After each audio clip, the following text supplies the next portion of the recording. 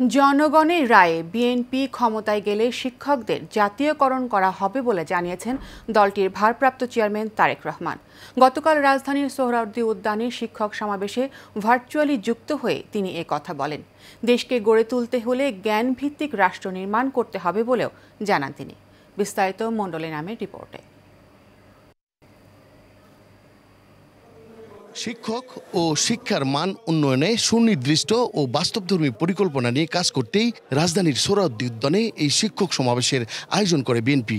একটি প্রত্যাশিত বাংলাদেশ গড়ার পরিকল্পনা বাস্তবায়নই হোক আমাদের আজকের এবং আগামী দিনগুলোর অঙ্গীকার। এ সময় বিএনপির ভারপ্রাপ্ত চেয়ারম্যান তারেক রহমান বলেন, শিক্ষক সমাজ দুর্বল হলে স্বপ্নের বাংলাদেশ বিনির্মাণ সম্ভব নয়। তাই শিক্ষকদের আর্থিক নিরাপত্তার পাশাপাশি সামাজিক সম্মান নিশ্চিত করতে হবে। রাষ্ট্র, সরকার এবং প্রশাসন এবং সমাজের নানা বাস্তবতায় একজন শিক্ষক যদি নিজেই নিরানন্দ পরিস্থিতিতে থাকেন, তাহলে তার দ্বারা জ্ঞানের মধ্যে আনন্দ জাগ্রত করা মনে হয় সম্ভব নয়।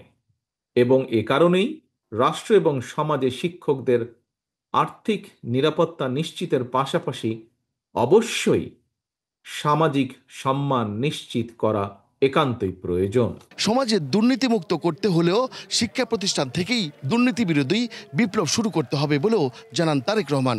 সমাজকে দুর্নীতিমুক্ত করতে হলে স্কুল, কলেজ, মাদ্রাসার শিক্ষকগণ দুর্নীতির বিরুদ্ধে সামাজিক বিপ্লব গড়ে তোলার ক্ষেত্রে যোগ্য ভূমিকা পালন করতে পারেন বলে আমি দৃঢ়ভাবে বিশ্বাস করি। আগামী নির্বাচনে শিক্ষক সমাজের সহযোগিতা ও সমর্থন চান বিএনপির ভারপ্রাপ্ত চেয়ারম্যান তারেক রহমান। একটি জ্ঞান এবং মেধাভিত্তিক রাষ্ট্র এবং সরকার গঠনে আসন্ন নির্বাচনে বিএনপি আপনাদের সমর্থন এবং সহযোগিতা চায়। মণ্ডল এনাম, এশিয়ান টেলিভিশন, ঢাকা।